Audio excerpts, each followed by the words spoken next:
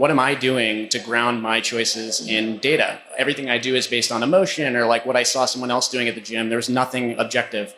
And at the same time, I'm in a very stressful part of my career and feeling burnout coming on quickly. Like I was having these fatigue episodes. I would have very, like basically mood disorder. Like I would just be irritable. I would want to go home. I would want to crawl under my desk and sleep. All these things that were strange to me and couldn't be explained because I was in pretty good physical shape. I spoke to one of the doctors that was on the program with me, and they recommended that I start tracking my blood sugar. So I got a finger prick device. I started pricking my finger obsessively and tracking it in an Excel spreadsheet. And it wasn't very useful to me. And then I read about CGM in Rob Wolf's book, actually, Wired to Eat. And that immediately changed things for me. So I went to my doctor. I asked for a CGM. I was promptly turned down and denied because I did not already have diabetes. And the argument was that you need to worry about tracking blood sugar if you have a blood sugar problem, but you do not. And so therefore you don't need this. And as a systems engineer, my thought process was, well, actually, you track what you don't want to fail. You don't track it after it's failed. That's the way that you maintain systems.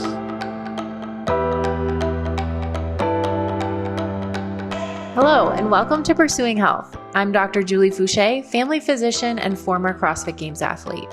Here, I bring you information and inspiration to help bridge the gap between fitness and medicine and support your journey toward your healthiest self. In this week's episode, I'm sharing another panel I hosted on behalf of CrossFit Health at this year's CrossFit Games. This particular panel was on the topic of wearables, and I was joined by a super intelligent group of self-experimenter experts. Kristen Holmes, who's the Whoop VP of Performance Science, Josh Clement, who's the founder and president of Levels, a continuous glucose monitor company, Dr. Nick Nwebwezi, a physician with SteadyMD, Dr. Mike Mallon, one of the co-founders of CrossFit Precision Care, and Dr. Katina Thornton, an anesthesiologist. We talked about what the panelists have found to be the most useful metrics to track, why personalized data and experimentation are so crucial for improving health and performance, and some actionable tips that individuals can use to improve their biometrics. This panel was originally published on CrossFit.com on October 7th, but I'm excited to share it with you here. And stay tuned for upcoming panels on cancer, genomics, and pregnancy in the coming weeks as well. Before we dive into the episode, I do want to make it clear that this podcast is for general information only and does not provide medical advice. I recommend that you seek assistance from your personal physician for any health conditions or concerns. And with that, we'll get to the episode.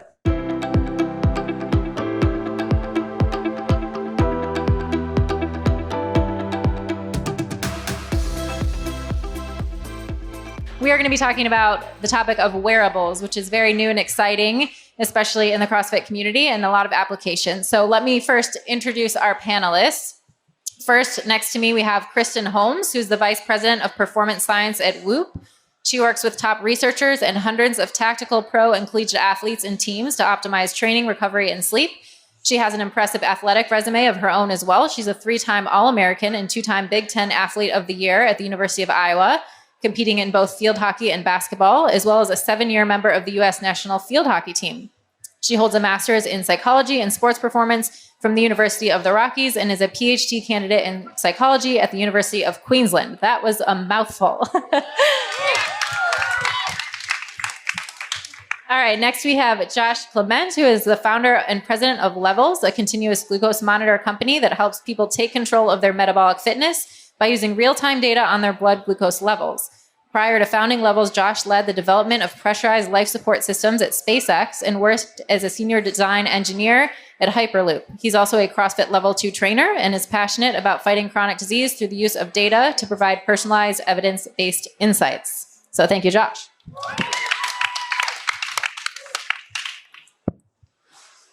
All right, next we have Nick Nwebwezi. You're going to have to help me again. Nwebwezi. All right. He's a board-certified family medicine physician. He completed his medical school at the Ohio State University. I can't even believe I just said that. As the University of Michigan grad at the Ohio State University College of Medicine, and finished his internship and residency. Yeah, lots of Big Ten up here. At Adventist Hinsdale Hospital in Illinois. He's also a CrossFit Level 1 trainer, and he believes medical school underprepares doctors to help people make significant health improvements through their nutrition and other lifestyle changes. And he's passionate about learning more about how diet and movement affects overall health. So thanks, Nick, for being here. All right, then we have Mike Mallon. Dr. Mike Mallon is the Chief Medical Officer and co-founder of Wild Health. He attended the University of South Carolina School of Medicine, completed his residency at the University of Utah, and now practices in Bend, Oregon. He is a board-certified emergency medicine physician and completed his fellowship in point-of-care ultrasound. He's the co-author of 2 textbooks and taught thousands of other physicians through online education. And his current obsession is the science of longevity, helping people live as long as they can with the highest quality of life obtainable. So thank you, Mike. And finally, we have Dr. Katina Thornton, who is a board-certified anesthesiologist. She completed her medical education at UT Southwestern Medical School. And following a transitional internship at Methodist Medical Center in Dallas, she completed an additional training at the John A. Burns School of Medicine in Honolulu. She attended a year of law school also at the University of Hawaii before returning to Dallas to complete her residency in anesthesiology and pain management at UT Southwestern. And Dr. Thornton is also a level 2 trainer, CrossFit level 2 trainer, and believes that a healthy lifestyle and diet are critical for long-term health and for building our best hedge against many chronic diseases. So thank you, Katina. All right, so lots of interesting people up here with great diverse backgrounds, and we're going to talk about wearables today. So let's just start off with, how did each of you start down this path of wearable tracking, and what about it got you hooked? Whoever wants to start. I'll start because my journey with wearables started with a meeting with Josh. I was at a CrossFit physicians meeting and Josh was there. And so I started wearing them and found out so much about how what I eat, sleep, drink affects my blood glucose and then how I feel in turn. And so chance meetings can sometimes change your life. Wow, that is powerful. Yeah, go ahead. Yeah, I'll go next. I was coaching at Princeton University for about 13 years. And one of the things that I found early on, we were monitoring a ton of biomarkers during training. But what always perplexed me is that the load that my athletes were putting on in training didn't predict next day capacity. So we were using other technology to measure capacity. So there's this disconnect between training load and next day capacity. So I learned very quickly that it's the other 20, 21, 22 hours that they're not with me that has the most influence on capacity. And that's when I started going really deep down the rabbit hole of, what can we measure, in a 24/7 type of way. And that's when I came across Whoop and was really, they were just so far ahead in terms of data collection, so far ahead in their algorithms. They had hardware. So that's when I became enamored and decided to join forces about 5 years ago. But yeah. So I'm louder than I thought I was. So I think for me, things started with CrossFit. Like most people in CrossFit, we like logging information and looking back over time and tracking data historically. So 7 or 8 years into CrossFit training, about 2017, 18, I was in residency and I heard about this device, the Whoop, and the data that it would reveal to you about yourself. And obviously at this time, as all of us who have been through residency on this panel know, you're sleep deprived a lot of time. You're not going to be at peak performance. Being able to quantify things and actually be able to see, okay, I'm in the red, which in residency happened to me a good amount of the time. I'm in the red today. I can't expect the best out of my body. I can't expect peak performance with something that kind of helped to calm down anxiety or disappointment rather, when I wouldn't perform as well as I thought I should be able to in the gym. Because I've always been hard on myself. Even if I have, I'm coming off of a post-call shift at the hospital and I'm only running off a 3 hours sleep, in my mind, I should still be able to deadlift 500 pounds. Why can't I pick up this bar, right? So looking at the Whoop and seeing that I'm in the red, it gave me permission to be a little more relaxed with myself. So since then I've used a bunch of wearables and a lot of technology. Anyone who knows me knows I'm very nerdy. But yeah, the Whoop was what started everything for me. I'll take it way back. I started wearing wearables when heart rate chest straps. Does anybody remember those, right? Oh, yes. So I used to wear those at CrossFit, which got me a lot of weird looks for a while. And my buddies and I used to have competitions to see who could get their heart rate the highest and keep it as high as possible for as long as possible. Not recommended. And then at some point, I found out about Whoop. I think it was actually Whoop 1.0 that I started wearing and realized that I could start actually tracking recovery. And that's when that transition from performance to recovery is when it really hit for me and it really clicked, realizing that we can actually track that recovery, and that is then going to lead to performance down the road as opposed to actually tracking just performance. Yeah, so for me, it started at SpaceX. So I've kind of been interested in human performance from a selfish perspective for a long time. I just wanted to be able to run fast and lift heavy things. But I had never thought deeply about nutrition and kind of the holistic side of wellness. And when I was at SpaceX, I was developing a life support system that required me to kind of get exposure to the way NASA's thinking about maintaining health over long durations when you don't have access to medical care.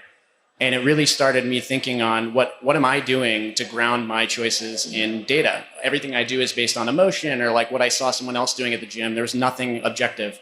And at the same time, I'm in a very stressful part of my career and feeling burnout coming on quickly. Like I was having these fatigue episodes. I would have very, very, like basically mood disorder. Like I would just be irritable. I would want to go home. I would want to crawl under my desk and sleep. All these things that were strange to me and couldn't be explained because I was in pretty good physical shape. I spoke to one of the doctors that was on the program with me, and they recommended that I start tracking my blood sugar. So I got a finger prick device. I started pricking my finger obsessively and tracking it in an Excel spreadsheet. And it wasn't very useful to me. And then I read about CGM in Rob Wolf's book, actually, Wired to Eat. And that immediately changed things for me. So I went to my doctor. I asked for a CGM. I was promptly turned down and denied because I did not already have diabetes. And the argument was that you need to worry about tracking blood sugar if you have a blood sugar problem, but you do not. And so therefore you don't need this. And as a systems engineer, my thought process was, well, actually, you track what you don't want to fail. You don't track it after it's failed. That's the way that you maintain systems. And so I'm having energy system issues. Metabolism is the energy system. And so glucose is the primary fuel. I should track this. So eventually I did get a CGM and I found out that I was pre-diabetic. And that's when everything changed. So I completely transformed my lifestyle, nutrition, exercise, sleep, stress, everything changed from one data stream. And so I wanted to build levels to be that the whole process in one. So the actionability of the data, but also the accessibility of the devices. And so that's what we're hoping to do, is bring this to more people to make the technology, I think, what it can be eventually. That's amazing. Just 2 points I want to highlight. One, I think it's amazing that you found you were pre-diabetic when you were, fit and in shape, and how it really highlights how all these other factors do play a role besides just the exercise we're doing. Like you said, it's the sleep, it's the stress, it's all those other things, the 23 hours outside the gym. And then to Nick's point about CrossFit has always been very much about tracking objective data, performance data. And so now incorporating some other data points to inform those other aspects outside the gym. So there's obviously a lot of things that we can track. You guys have mentioned blood glucose, the Whoop. I'd love to just dig into what are all the different metrics that you all have played around with and tracked, and what do you find most useful that you use currently on a day-to-day basis? Yeah, I think heart rate variability is a core metric to Whoop, and I think one of the most important biomarkers that we can track, because I think it gives you a sense of not just physically how you're adapting to external load, and this is life load, not just physiological load, but psychological load as well. It's a really powerful estimator of your psychological status, and a lot of folks don't actually realize that, but that will manifest in your autonomic nervous system, which HRV is a measure of. So it just gives you, I think, just a really good snapshot of how you're adapting to life stress. And I think the opportunity with that is when you have insight into that and things aren't going well, you can course correct, as opposed to, 6 months down the road, you're still feeling like crap. A few days of a downward trending HRV is an indication that all right, I need to relook at my behaviors potentially. I need to rethink about the volume and intensity that I'm putting on my body, not just physically, but psychologically as well. So it just gives you a really good snapshot of just how you're trending and how you're adapting to external stress. I'll definitely agree with the HRV. I think that one's huge. I also use resting heart rate in conjunction with HRV in terms of overall stress response and recovery. I will take a slightly different lean on HRV though, and that's towards the constant measuring of it. I don't know if you guys have heard of the Leaf device. There's a couple others out there, but it basically measures your HRV continuously. It's like a device that goes on your chest, measures your HRV, and it zaps you, vibrates, whenever your HRV drops. And it takes you through a series of breaths to bring your HRV back up. And when you wear this device, it becomes really apparent very quickly how much we go up and down with the stress response throughout the day. Personally, I noticed whenever I started to do email, I would have what's called email apnea, where I basically sit there and I'm typing an email. I don't breathe as I'm typing the email. And then after I hit send, I let out a big sigh. And when that happens, you're creating stress within your body. You're activating the sympathetic nervous system. You mentioned the sympathetic autonomic nervous system. HRV is a measure of the balance between the sympathetic and the parasympathetic nervous system. Sympathetic being cortisol, stress, parasympathetic being relaxation, less stress, right? So what you're doing by measuring your HRV constantly like that is you're sort of teaching yourself to realize when you're allowing stress to get the better of you. And by going through these little breathing exercises throughout the day, you can start to activate the parasympathetic nervous system during times of the day when you wouldn't normally do it and improve your overall recovery over time. So for me, that was a huge one that I think everybody should try out. No affiliation. So I can remark on two. I would definitely agree with you with HRV and then you with resting heart rate. I think resting heart rate is huge for telling you, I've noticed a correlation with that and just how well I slept, right? So I'm from Denver, where we live a mile high. And because of that, I've noticed just in the couple days that I'm here that my resting heart rate is now in the mid 40s, low 40s, right? And it's almost like my body's like, oh, you don't have to work as hard to supply your body with oxygen. So looking at that, trending that over time is very important. I think one thing that she did remark on with a Whoop that is very important in this post-COVID time is that you could essentially use it to essentially kind of figure out when you may be coming down with an infection. I did have COVID early last year, and I knew it before it happened because my respiratory rate was very high before I was diagnosed with it. So, and then as things got better, my respiratory rate trended down towards normal. Outside of Whoop, I would say with levels and kind of continuous glucose monitoring, you're able to see the correlation between the foods that you eat, which unbeknownst to you may not be as healthy as you think that they are. I'm not gonna name any names of any products. I don't want to slander anybody, but there are a lot of products that are marketed that you eat them and you look at your blood sugar and there can be a good amount of glycemic variability secondary to eating a protein bar that you're like, oh, this is healthy. Okay, no. I'm gonna absolutely slander one brand here, Gatorade. So Gatorade makes these delicious protein bars that taste like Snickers. And they're like, oh, high protein, 30-something grams. I would encourage you to eat that and track what happens with levels with your sugar. You will notice a very big spike. And that's because along with that protein is a healthy dose of high glycemic index sugar, usually high fructose corn syrup. And it's kind of, you're not really going to be able to have that revelation unless you can monitor your glucose in real time.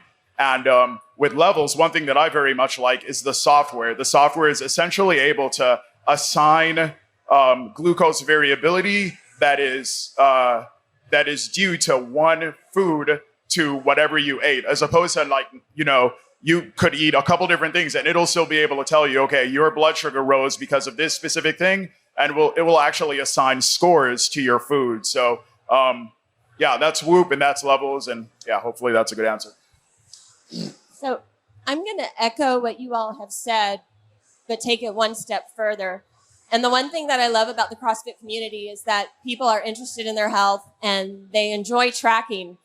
And what I found is that I can take the data that I found on myself and extrapolate it to members of our community. And so, for example, at this competition, I've been at the medical table, and we've had athletes come in for various reasons, whether it's they think they're getting sick or they're exhausted from a workout. And so many of them are wearing a CGM or have a Whoop on their wrist. And I can take their cell phone and look at their data and have a feel for what is going on with these athletes or spectators or volunteers. And so by myself having tracked data and seeing what happened when I was under stress, or I didn't have enough sleep, or I wasn't eating right, or I was getting sick, I can use that and help make a decision about how we're going to treat these people moving forward.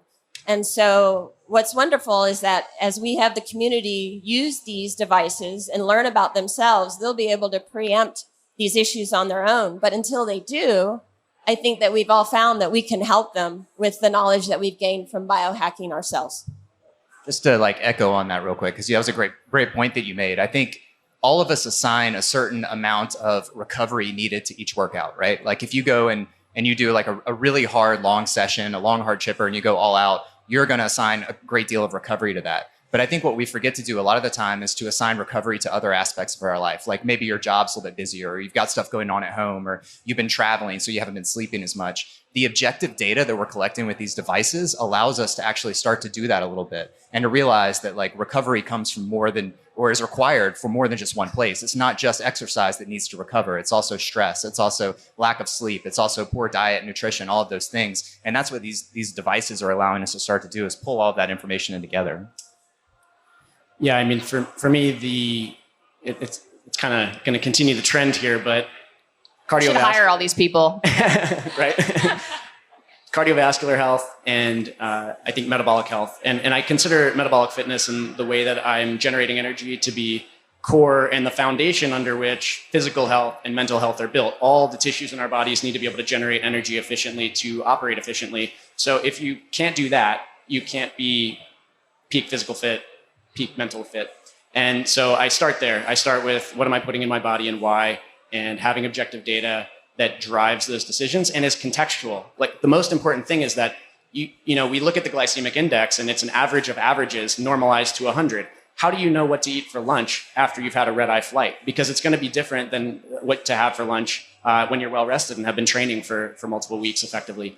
And so it's that context dependency that I think is most important, and anything that you can use, for me, it's CGM, heart rate and heart rate variability through Whoop, to keep you in the know with continuous closed feedback loops, I think that's what it's all about. Do you want to touch on how response is different between different people for the same foods? I think a lot of people aren't aware of that. Yeah, sure.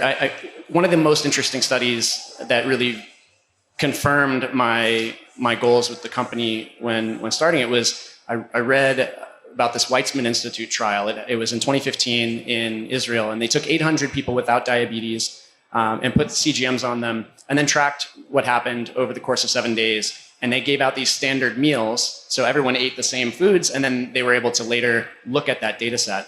And they showed that two people in this data set could eat the exact same two foods. In this case, it was a cookie made with wheat flour and a banana, and they could have equal and opposite blood sugar responses. So a big spike from the banana, flat from the cookie for one person, and the exact opposite for the other. And the implication there is that the hormones that respond to the foods that we're eating, the macronutrients that are breaking down into our blood, could also be equal and opposite. So one person's experiencing a big influx of insulin, which could be causing anything from inflammation to weight gain to cognitive, cloudiness. These are all the sorts of qualitative experiences, and to each their own in terms of what they're focused on. But if this is truly happening, the hormones downstream could be totally opposite for two of us. That's where the personalization element comes in. And there's been follow-on studies that have demonstrated the same effect. So, and I can just say for a fact, we have a very large data set now, and it is showing the exact same thing. There's a massive disparity among people in terms of what they eat and how it affects them. I feel like we need a hater. I'm going to hate on wearables for the rest of the panel. We need a hater. Sorry. Can I add a point to Mike? Because I think people are really interested in protocols and what behaviors they can deploy. And you mentioned real-time heart rate variability. That is something that we track. We don't surface it to users because it's really noisy. But one of my responsibilities at Whoop is basically to ensure that all the claims that we're making are grounded in super rigorous science. And that drives a lot of the research that we do at Whoop. And one of the things that we just finished some research with Stanford University, the principal investigator was Dr. Andrew Huberman, you probably know. But we were able to actually, this is super novel research. You guys are kind of the first people to hear it, but we were able to see in the data what breathing protocol actually activates the parasympathetic branch the most and actually has the most influence on sleep architecture.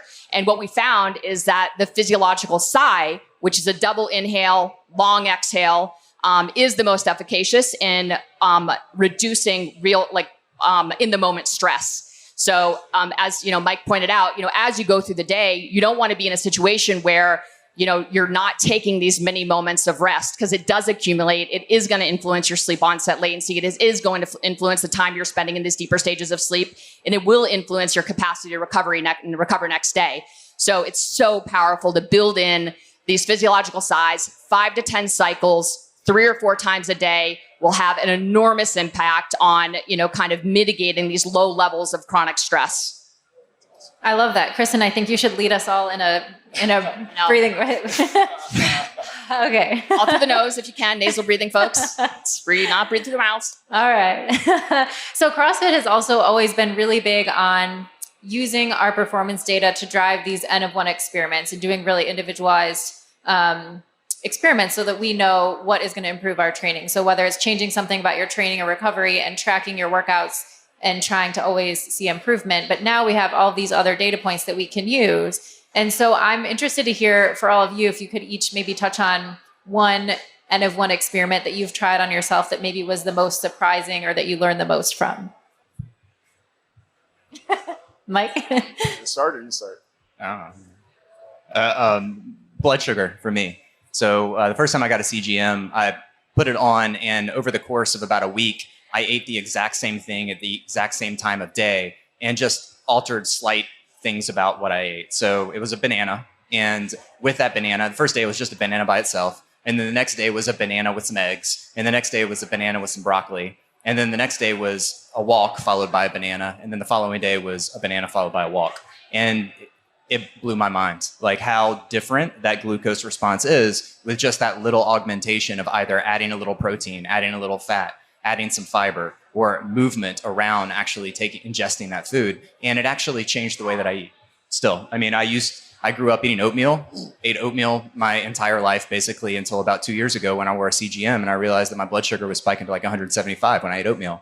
Didn't matter if it had protein or almond butter or whatever in it. It was terrible. It was a bad response. So quit eating oatmeal. And I've changed multiple other aspects of my diet. I feel like CGM is one of those things, and I tell my patients this all the time. They ask me, Doc, should I get a CGM? And my answer is always yes. I don't think I've ever said no to anyone, because even if you are so in tune with your body, even if you're a professional athlete and you're even a nutritionist, you don't know how you're going to respond to food until you know. So actually seeing that data real and live over the course of a couple of weeks can completely change the way that you approach food. Sounds familiar. You did the exact same experiment with a banana? Basically. I don't think I was as rigorous. I changed, the protein and fat, the walk, and walk order. Those were the two things that I did. And that's basically what I run through with every food that I now eat. Is I've run a couple different variations to see what has the most effect for a certain food. And I compare them directly to each other. And then that's how I eat that food going forward. And it sounds like a lot of cognitive overhead, but actually it's really easy. You don't forget these things, and if you're tracking it, you've got it to refer back to. And it's funny you bring up oatmeal as well, because in our data set, the number one offender for postprandial, post-meal elevations is oatmeal. And a lot of people who, cardiovascular disease is very closely related, as you all know, to inflammation, which is also well correlated with blood sugar variability.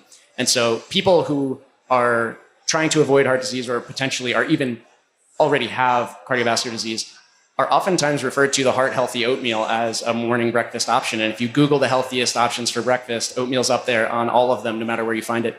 And it turns out that a lot of these people likely are doing damage as opposed to serving their own goals. So I'm going to relate my N of 1 experiment to the CGM. And when I was pregnant with one of my children, this was before I ever wore a CGM, I went in for my fasting glucose. And it was high enough that they wanted to do further testing. And I said, no, there must be some mistake. I exercise all the time. And I've read that it can increase your blood sugar. No. We have to do the test. So we did, and it was normal. And I never really thought much about it again until I had a CGM and I was wearing it. And because of my work, I don't eat during the day. So I wake up and I'm fasted until I get home from work, or I go to the gym. And so I had the CGM on, and I would go from work to the gym and do whatever the workout of the day was. And I constantly had my phone checking my blood sugar. I wanted to see what it did, not really understanding that I could see the trend 5 hours later, 6 hours later. Every intense workout, think Fran, my blood sugar would spike to 150, sometimes 200. And I thought back and I realized that I went and had my fasting glucose after I had worked out. And so it made sense to me after seeing the data that my blood sugar would be elevated.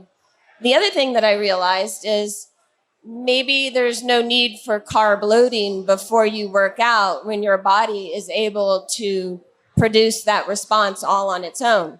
And so it sort of turned on its head all of the thoughts that I had about how you should eat to train.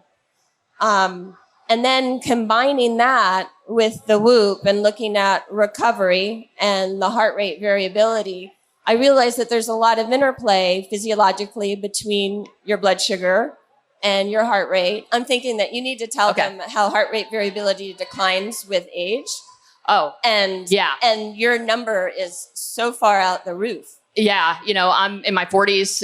So yeah, to have, I think metrics, which, relative to my age group, I'm in the very top 0.001% of that group. And a lot of it is, obviously, I'm dialed in on a ton of stuff. I measure my glucose and, I'm really cognizant of the type of exercise that I deploy. I'm a scientist, so I'm thinking about these things pretty intently. I do, there's a taxonomy of breathing protocols. I do the ones that are most efficacious. So I'm really, about applying my efforts. I'm really specific, but so there's a lot of factors. But I think the evidence at this point is, indisputable that sleep-wake timing is the core behavior that really does translate to, preventing aging, frankly. Like I just think you literally delay your clock if you stabilize your sleep-wake timing. Can you just talk about how you do that from a practical standpoint? Yeah, I have no social life. Yeah. No, I'm just kidding. I just set boundaries, with the people I love. I know that I can't show up and be available and be engaged and present in the way that I want to if I don't adhere to this behavior. So I go early, like I'm with the senior citizens, at 5 o'clock for dinner. Yeah, baby. I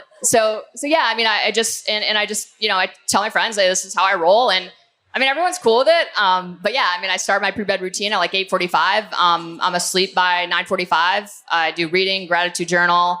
And that time has become really sacred for me. And, I just feel, way more stable than I've ever felt my entire life, way more productive. I feel like I can take on a ton over the course of the day. And I think I really attribute it to this sleep-wake timing.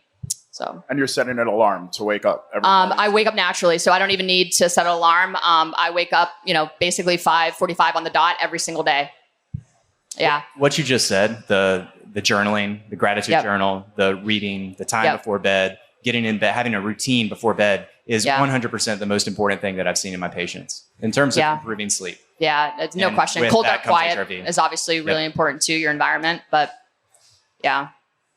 I've noticed patients, so not just mindfulness, meditation, all forms of mindfulness help people raise both their recovery, their HRV, decrease their resting heart rate. Going back to Julie's question from earlier, my N of 1 experiment, I went just insane. So there's a Pnoe metabolic device. Many of you have probably seen this. So I strapped myself onto one of those. I found an assault bike at the gym. And over the next 17 minutes, I subjected myself to torture. But it was really cool. At the end of it, I basically was presented with graphical data, essentially telling me that what I had been doing for the last 3 years wasn't that it was ineffective, it was that it was suboptimal. And what I had been doing was I was very low carb at all times. I will never knock anything low carb. It works for a lot of people. But I think that when you're trying to output 100% at the gym and you have these certain demands of yourself, that eating around your exercise is more ideal. So essentially the Panelist demonstrated to me that at an average heart rate that I found from my Whoop that I tend to maintain during workouts, which my average heart rate will usually be at about 170. According to the Panelist, I'm burning 20 calories per minute at that heart rate. And furthermore, given what's called the RER, the respiratory exchange ratio, I am burning no fat at that moment. It is all carbs. In the event of, because I'm low carb at that moment, so there are things in the human body called gluconeogenesis and glycogenolysis. And essentially, even when you're low carb, your body can still produce sugar. My issue with that and using it for peak performance in CrossFit is that it lags. It is not, at least in my opinion, it's not quick enough to give you the energy that you need. So long story short, given that data that I got from the Panelist, I then turned around and used this man's device, the Levels, to determine, okay, if I make a shake with berries and a little bit of honey and blah, blah, blah, how long will it take to get my blood sugar at a level that I can go hit a workout and I will know that I have sugar available for my muscles? And that time was about 40 to 50 minutes. So as you can imagine, what I started doing was immediately 40 to 50 minutes before the workout, I would make a relatively not super high carb, maybe 50 to 60 grams of carbohydrates, protein shake. And I would drink that and I would go hit a workout. And I cannot tell you the difference in how I felt. I felt so much better during workouts. I felt like I could just keep doing work and I could keep breathing. And it all went back to, number one, being able to see the shake that I made, exactly what the glycemic trend would be, what the response would be with my body. And then obviously before that, using the metabolic device to determine that, during very high heart rates of CrossFit, I am not burning fat. And this isn't just with CrossFit. Actually, any high intensity interval training exercise burns primarily carbohydrates. After the workout, hours after, yes, you do then default into more fat burning. But during CrossFit, you're burning carbs. So, using a combination of devices, I basically figured out exactly how many carbs I need. So I don't need to overeat and I certainly don't need to undereat.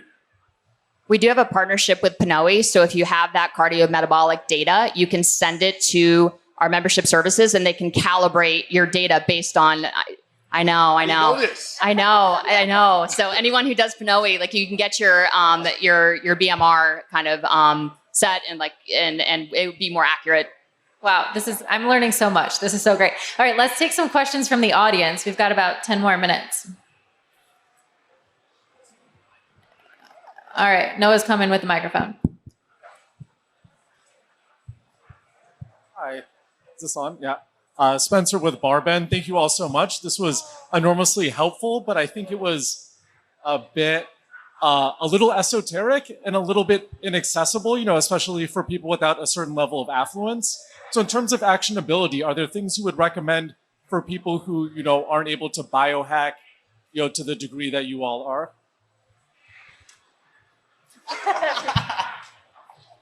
Such a good question. I'm just going to throw out there that one of the most impressive effects that I've seen that anyone can replicate today is light movement after meals. So if there's one thing I would say start today, it's after you finish dinner, put the dishes in the sink and go for a walk around the neighborhood. And it's dramatically different, but consistent across the population, how much this can improve the glycemic response of that meal. And it's just your posterior chain, big muscles, pulling glucose right out of your blood as you're moving.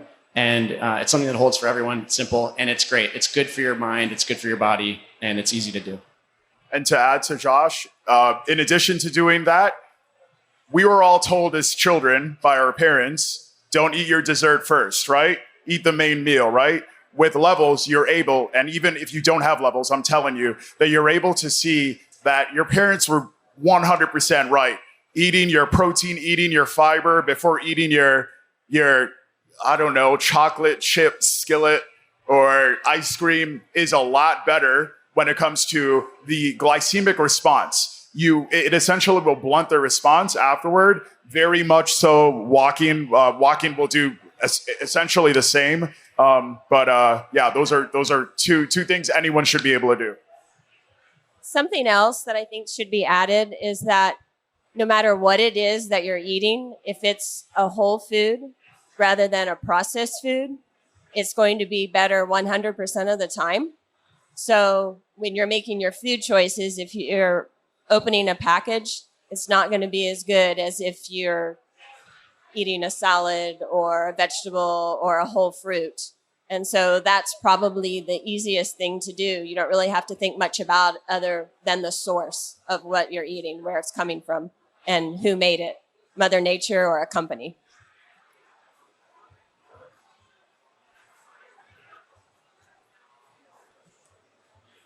I think, yes, you're loud, you are loud.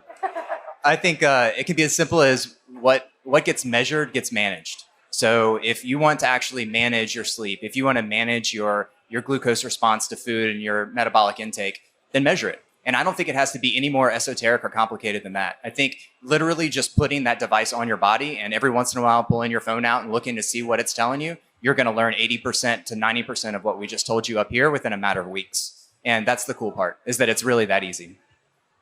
I think for folks who can't afford devices, probably the best thing that you can do is breathe through your nose. And I think we should be teaching this to children, as soon as they come out, as soon as they come out of the womb, it's, I think we see, there's quite a strong correlation between, if you're sleeping with your mouth open, if you're breathing with your mouth open primarily, during the day, really it's your mouth is for talking and eating and that's it. I'm sorry, I just went down a really dark path there. But it's for eating and talking. And so we should prioritize breathing through our nose, and that is free. So there needs to be just way more education at lower level, in school to make sure that, children are becoming aware of this and mindful. They should be practicing it in the same way they practice math and English and science. So I think, and there's a lot of really good resources. We need to evangelize, spread the word. And I would just add that there are more low-tech ways to measure too. So even if you're not, purchasing a Whoop or a Levels device, maybe you just have, like Josh started out, finger stick and prick your glucose. Maybe you just measure more subjectively. How do I feel before and after I eat, and rate it on a number scale and keep an Excel spreadsheet like many of you probably did when you started tracking. There are different ways to measure that are less expensive and accessible. Or even just checking your resting heart rate in bed in the morning before you roll out, There are so many simple things we could do. The Bolt test for recovery, it's really good too. Just look it up. Grip strength is also another proxy for recovery. The Canadians love the grip, That's a whole bunch of Canadian research on grip strength and its correlation to performance and recovery. So you can look that up. Love it. All right, let's take another question from the audience. No, over here. I have a question about HRV. So I track my HRV, sleeping HRV, but I don't actually know what I'm looking for. I know very fit people that are my age who have HRVs in 200s, and mine's 140, and then I have someone else who has one in the 60s. Is the baseline more important in tracking change, or are we all striving for a certain goal? Yeah, I think across the board for any tracking, it's all N of one. And I think this is the beauty of wearables generally, is that they're allowing us to create population scale N of one experiments, which all stack up to, changes across society, but the individual should focus on their patterns and trends. Comparing absolute numbers baseline to baseline is not really helpful. For you. You can't magically change it, but you can see what is within your control to improve. And obviously, I don't know enough about HRV, but I do see this across the board that people tend to compare on the things that on the absolute values and get too fixed on them. And we need to anyone in wearables, in the wearable industry, and bringing this stuff out should help others recognize that it's the patterns and trends that you can influence. it might be similar to asking somebody what their weight is. And if they weigh less than you, then you get worried. And if they weigh more than you, then you're like, oh, wow. It's a similar situation because everybody is so different. One more question? We have it. Yeah. Hi. So going off of her question, offhand, are there specific, I guess, conditions that would affect having a much lower baseline in HRV? So like reference, the highest I've ever gotten mine is maybe like 46, 50.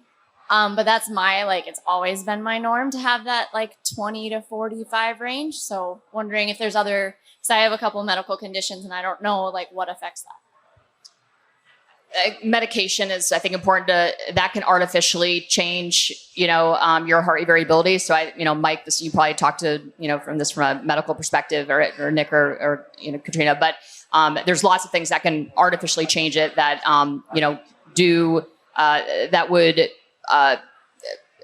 make your baseline be like not as accurate. So thyroid issues could definitely do it. I think that HRV is one of those things that, at least when it comes to the large consortium of medical diagnoses, like it's not like in med school we're taught, this condition is going to affect your heart rate variability. Now, what is heart rate variability? Did you learn that in med school? I know, right? Yeah, I don't think I heard it once in med school. So that speaks to something Julie's implying and I'm implying too. A lot of this is self-taught, right? I remember. It must have been a year ago. Whoop actually sent out an email saying everything there is to know about HRV. And that's where I found the age correlation with HRV and essentially stopped comparing my HRV to other people's, right? And just kind of figured out my baseline. So I think that, as long as you know your baseline and you're trying to stay towards the upper end of that, I think things are fine. I don't think it's important to try and fixate on raising it further beyond the things that we've already talked about, right?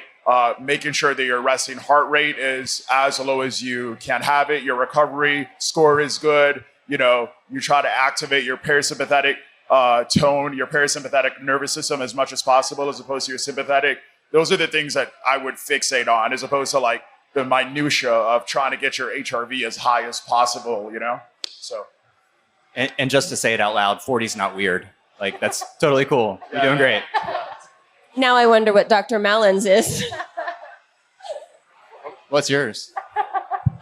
It started out at 40, and I was really worried about it, and now it's at 80, and it took about 8 months of mindful attention to get it there, and I'm hoping to continue to get it higher. I will say one thing. Mine actually depends on which device I'm wearing. So it's way different on Whoop than it is on Aura. So that's another thing to think about as well, is you're actually going to get, I get a much higher number on Whoop than I do on Aura. Yeah, it's because we filter ectopic beats. Yep. And just as you for, and just so you know. Aura just averages out throughout the entire night. So as far as ours is more accurate. Do you have a lot of XP? Doesn't Whoop measure it within the last 5 minutes Hoping to get that in. of short weight? All right. I'm just kidding. All right, let's take one more question and then we'll wrap this up. Hey, my name is Kelsey. I had a quick question about wearing wearable devices with night shift work. So most ones that I've been acquainted with, not super familiar with CGM, but they reset during the night. And I do think for myself and a lot of people in the same category, wearable devices would be very beneficial in trying to just hold on what little health we can while being dysregulated. So I didn't know if you guys had any advice on what to utilize or if there are resources out there. I'll take this one because I've worked night shifts, or I used to. Used to work in the emergency room, and I'd work overnight shifts. And one of the most frustrating things for me would be I would work a night shift, and then I'd go home and I'd sleep for a solid 6 or 7 hours, and then I'd wake up and like my Oura Ring or my Whoop didn't quite pick it up, and I get dinged, and now my recovery score sucks, and it takes me 3 days to like work it back up. It used to drive me insane, and I don't have a solution, but I feel your pain, and I just wanted to say thank you for saying that. Somebody needs to scream that over in this direction over here so that we get. Yeah, maybe you guys are working on it, but no, we have. Well, yeah, that's kind of another issue. You can always edit your sleep. We go back in and we'll look at it. So that's a way to think about it. But I think in terms of behaviorally things that you can do, we're actually doing research with the U.S. Army. One of the most important influencers on our circadian rhythm is obviously how we're interacting with light, artificial light and natural light. And that actually is emerging in the study, N of 1,000 with the U.S. Army Alaska, as one of the predictors of resilience. So we understand at a fundamental level that our circadian rhythm obviously is really important. And as a night shift worker, you're experiencing, massive amounts of desynchronization in that area. So if you think about it from a perspective of what are the anchors, right, that you can grasp onto that help regulate the system in spite of not being able to be awake during the day. And that is exercise, it is meal timing, and it is light exposure. So if you go on to the night shift and you're coming home, you want to try to minimize as much light exposure as possible. So your body then starts to anticipate it's time to sleep. So wear, blocking glasses in the morning on your way home, right? Try to do wear sunglasses, everything you can do to minimize that light on the way home. And then once you get home, you want to try to go to bed as soon as humanly possible. That is when your pressure for sleep will be at its highest. So you want to go to bed and you want to try to get a consolidated, 7 hours if you can. Wake up, and if you're a morning person, exercise. That's another cue that your body will work off of, okay? And then try to eat at regular times during your shift. Do not snack. That is the word, you confuse the out of your system. So do not snack. And if you fast as you normally would, right? If that's part of your protocol, do that as you normally would. And then just really try to repeat that as often as possible. But that, again, even though you're not awake during the day, stabilizing that sleep-wake time is really, really important. Again, regulate as much as you can in spite of not having that light exposure. One other thing I'll throw in there is that temperature plays into a lot of this stuff, and it can be tricky. It's like cooler when you're awake and warmer when you're trying to sleep. I think room temperature when you're trying to sleep is just critical. I use a cooling product for sleeping. It's called 8 Sleep, which is awesome. But anything that you can do to lower the temperature of your bed or your sleeping area, I think will also help get you that full 7-8 hours. Cold, dark, quiet. Yeah. Amazing. Well, we are out of time, guys, but thank you so much for coming. A huge round of applause for all of our panelists. This was awesome.